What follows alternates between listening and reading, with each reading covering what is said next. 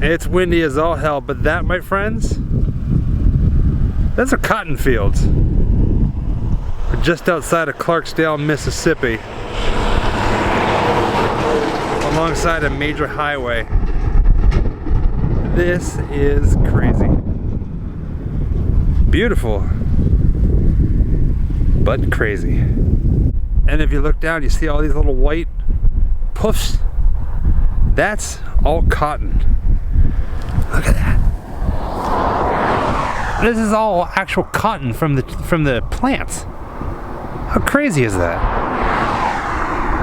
Very cool.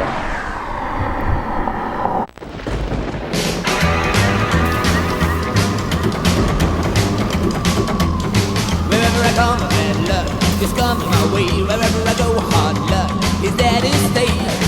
Good luck never stays a day. A bad luck's always coming my way.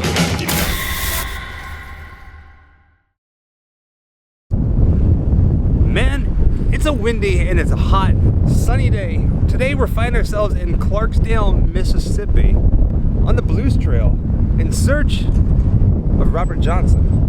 Right here at a busy intersection in the middle of Clarksdale, Mississippi, you will find the Crossroads. Basically, it's the tourist crossroads, marked on the Blues Trail.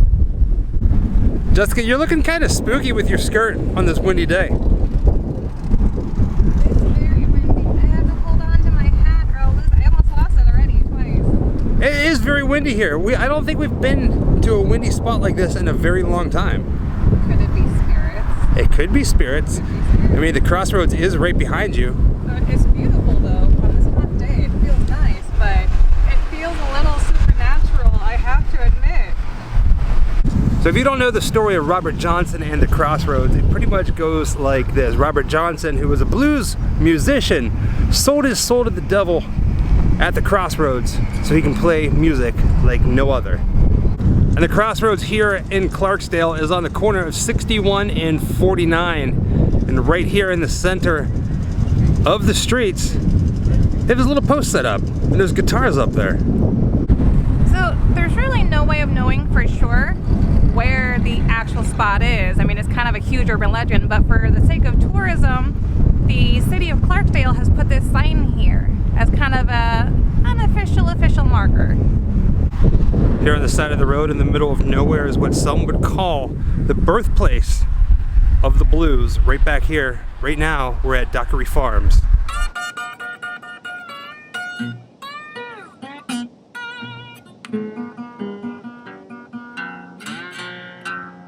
I went to the crossroads where I lost my knees. A lot of blues historians call Dockery Farms the birthplace of the blues, when in fact, the exact location is not known. How could you know that? But since this was the primary location for a place like this, it says, but one of the primal centers for the music in Mississippi was Dockery Farms. This seems as good a place as any for the birthplace to be. Now here's the thing about Dockery Farms. Back in the day it was a plantation, and a lot of blues musicians like Charlie Patton and Son House lived and worked here. And they played their music here. Robert Johnson, not much is known about his short life, but he did spend some time here. The story goes that here on this property, Robert Johnson used to play guitar in between sets of other blues musicians, but nobody liked him. In fact, his guitar playing kind of sucked, and people made fun of him, including Robert Johnson's own father. Legend states that Robert Johnson took off in the middle of the night and disappeared for 6 months, and when he returned, his guitar playing, his music, some called it supernatural how good it was. The folks here at Dockery Farms knew that Robert Johnson didn't know how to play music, well, that well. And then 6 months later, he plays music in ways that they've never heard before. So a legend started that he sold his soul to the devil in order to play the way he did. A rumor that he never denied or confirmed. Interesting. This place is just crazy beautiful. Can you imagine what it was like way, way, way back a long time ago? Now some people think that if the story, the legend of Robert Johnson selling his soul to the devil at the Crossroads is real, then it would have to be pretty darn close to where he lived, where he spent most of his time. That would have been Dockery Farms, which is right there. And about a half a mile down the road, down this dirt road, there's a cemetery and a crossroads. Now, according to legend, Robert Johnson could not play guitar, and it was here at Dockery Farms where he would play and people would make fun of him because basically he sucked. One night he left, he walked down this road with his guitar until he came to a crossroads, which we're going to get to very soon. At a little before midnight, the devil appeared to him. He handed the devil his guitar. The devil tuned it, played a little ditty, gave it back to him, and from that point on, Robert Johnson played guitar like the devil, I guess you would say.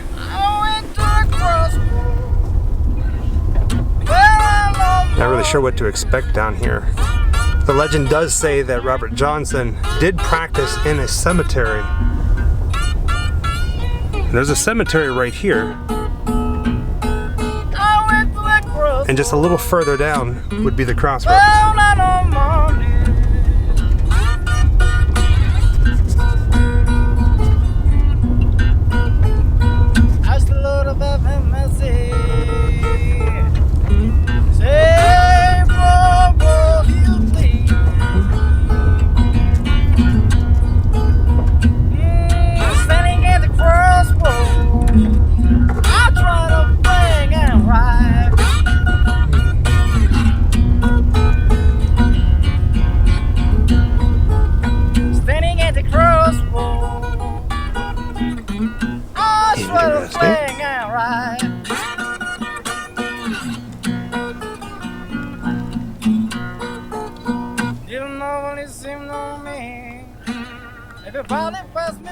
The wind here is just absolutely crazy today. Jessica's walking right this way, and right now we are standing in the middle of what most people believe are the crossroads, the Robert Johnson crossroads. Right down that road right there, straight down that road about a half a mile, takes you right to Dockery Plantation, where Robert Johnson lived, played music, hung out, was made fun of for not being able to play guitar properly, and he left and walked into the night. There's another road right down there. We parked over there facing, there's a bridge that says it's closed, and right back to where we were, there's like nothing here. We're out in the middle of nowhere. It seems even more spooky to be a crossroads that's at a bridge. Like, that feels like it should hold some kind of significance. Like, bodies of water are always big and spooky lore and things like that. Right? Like spirits and like water not being able to cross or whatever, something like that. Yeah. I'm not sure if where we are is a safe neighborhood or if there's just happy hunters around here, but the signs are riddled with bullet holes. I can so see somebody coming here to meet the devil at midnight. This is like a... Yeah, I mean, I've always understood it, and I don't know if this is true, that to do a deal at any crossroads, I think it's just a crossroad really in the middle of nowhere because you don't want to be disturbed. I don't think it has to be like ley lines or anything like that. So this is a perfect place for a deal with the devil at midnight. Now we're entertaining the fact that this is the actual crossroads, that the legend of Robert Johnson selling his soul to the devil is real. Well, let's entertain the fact that the possibility, the real possibility, that it is just a legend, that there is no devil and it didn't happen. It's just a story. Piece of urban legend either way. Right? But like this crossroads right here, it has a supernatural kind of feel to it. This town has a supernatural feel to it. Is it the town, or do you think it's Mississippi? Well, I mean, maybe it's a little bit of both, right? You know, Mississippi Delta blues, like a little bit of magic. The history of this area, combined with the music and what we know about it, is magical. I would sell my soul to the devil here. What would you sell your soul to the devil for if you had the opportunity? million subscribers. No, that's good. I like that. What would you do? In all seriousness, to sell your soul is a huge deal, and honestly, mine would be to take care of my family, you know, and in this modern day and age, everybody's hustling, you know, and people are having to work well into retirement and things like that, so I would want to bring some relief to my parents and give them the comforts I think they've always deserved. You know, what better to give up myself, but not to better the people I love. I have to agree with you. I'd say family as well, and million subscribers. Someday we're gonna hit 1 million subscribers, hopefully, and somebody's gonna go back. Do you remember that time? So, you know, in all seriousness though, all urban legends are riddled in truths. You know, all legends are riddled in truths, and who knows what parts are real and which parts aren't. Like, the consequences are interesting. Right? Not the consequences, the coincidences. Same thing, both. So we figure it's midnight somewhere, right? Because whose midnight does it have to be for these? So lots of pieces to the urban legend. Some people say include a piece of your hair, a picture of you, maybe a signature. So gonna cut some of my hair, and I'm gonna sign my name on the back of one of our stickers, and let's see. Okay, well, this is my name. Yes, that's my signature. I know how messy it is. And here is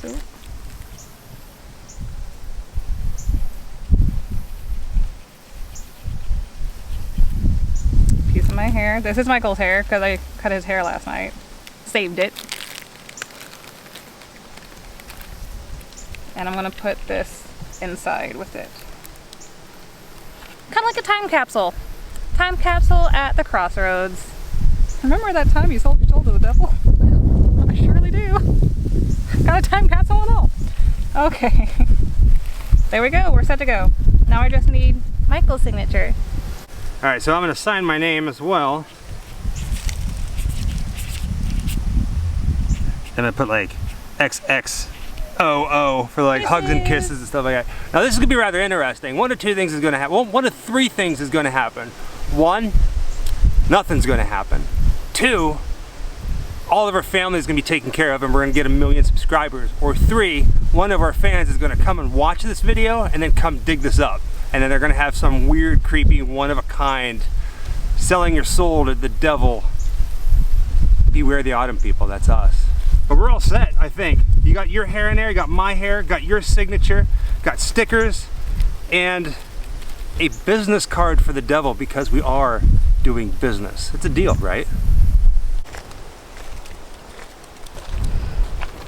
So Michael is looking for what he thinks should be the dig spot as dead center of the Crossroads, which is, you know, another part of the urban legend is the location of where your paperwork, for lack of a better term, where your pieces of offering should be put.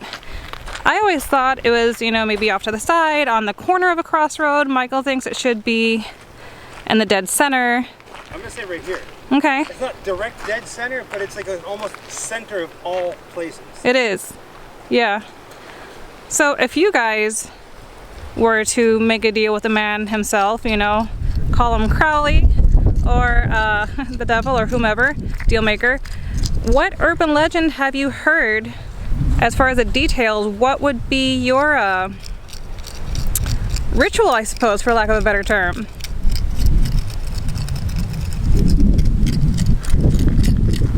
That's a lot harder to dig. Of course, the ground here is tough. Oh, there's my shadow.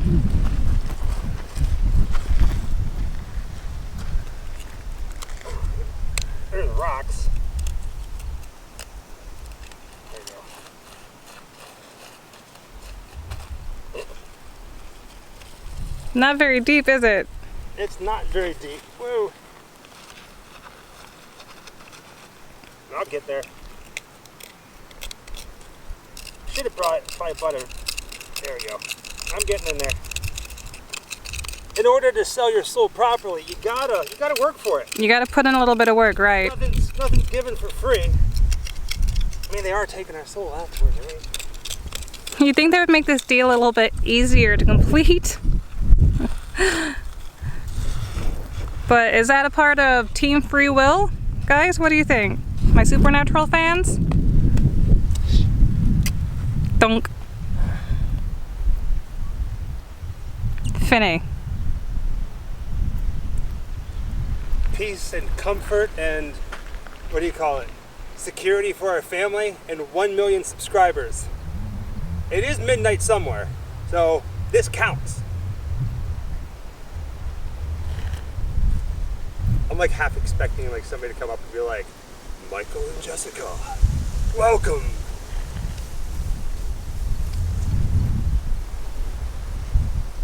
This is cool.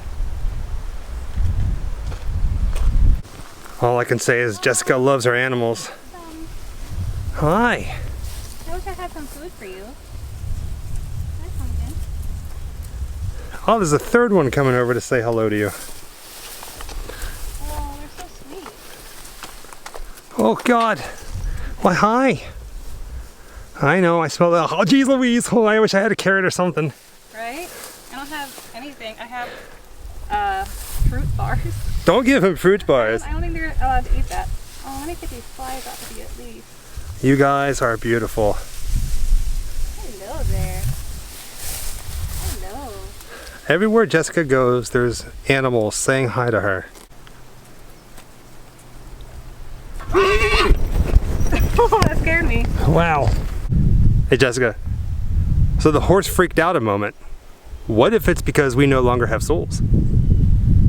Well, I would expect that to happen sooner maybe, but I think he was just trying to tell his friend to back off from the invisible treats we may have had, which unfortunately we didn't bring any because we didn't expect horses, but... Phantom carrots.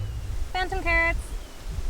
Alright, with the Crossroads behind us, I think it's about time we visit the final resting place of Robert Johnson.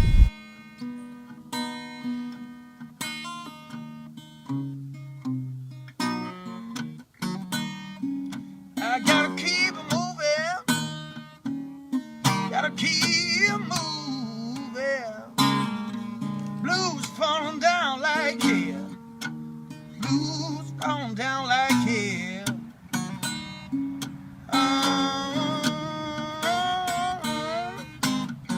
Blues falling down like hell.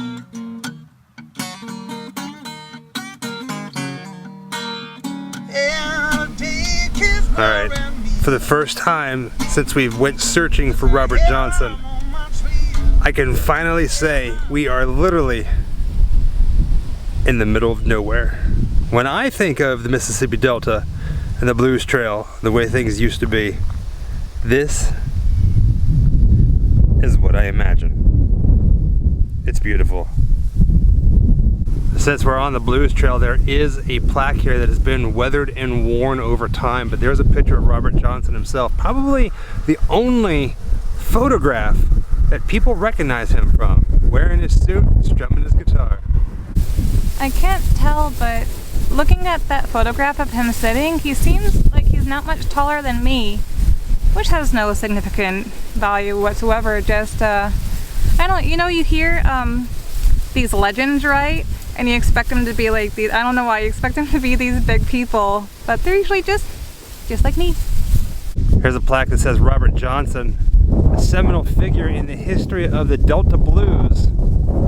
This is beautiful. This is everything that I think of when it comes to the blues. The sun is starting to set here, but take a look at that. An old Mississippi church. And right next to that, this cemetery, where you will find the final resting place of Robert Johnson, the man who sold his soul to the devil. And there's a lot of old stones in here. Now Robert Johnson, he's buried near one of the trees, underneath a pecan tree.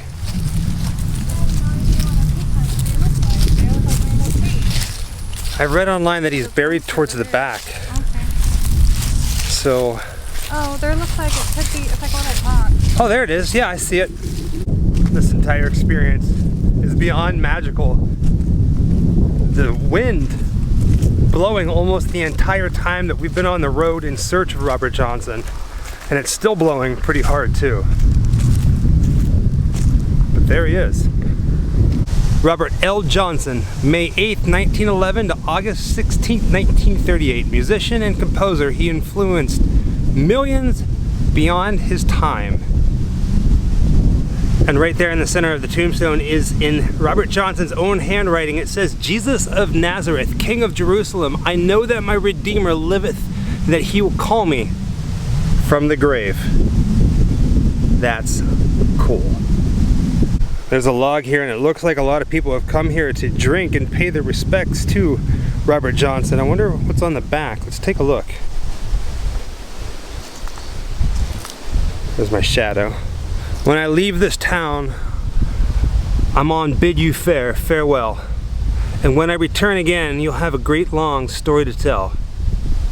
There's a little inscription here that says, "This memorial marker is placed at the base of this old pecan tree, as was Robert Johnson himself prior to his burial nearby, in accordance with the account of eyewitnesses Miss Rose Eskridge, as told to historian Stephen C. Laver." Hello, baby. Hi. What do you got there? I went and got some of our stickers because I saw that some music companies have left stickers for him here, and I thought, why not? Perfect. Bring them on by. And that flower.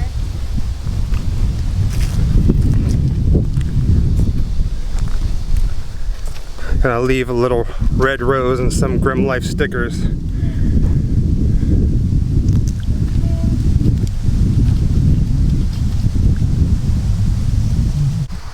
So I'm just gonna peel one of our stickers and wrap it around the rose as kind of like a little flag, a little Grim Life flag for you.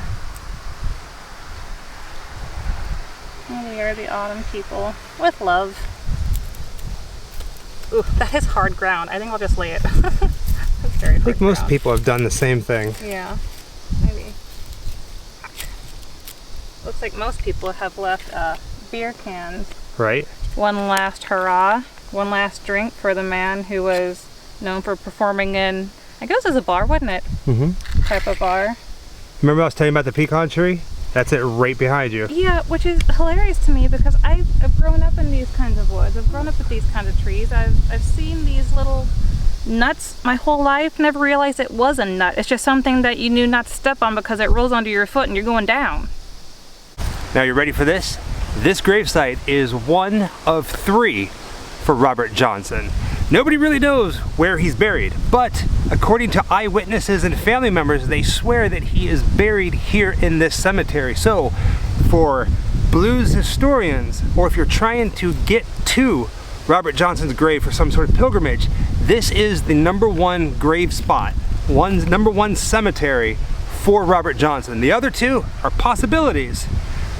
This one seems to have some sort of Officially unofficial, factual story, legend of itself. I think it's the one his family recognizes, doesn't it? Officially recognizes. Yep, exactly.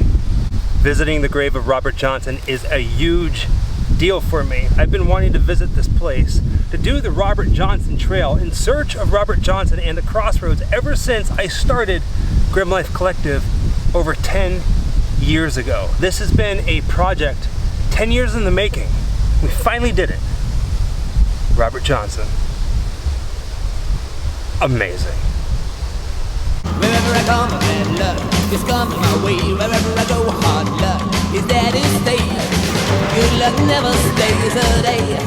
Bad luck's always coming my way.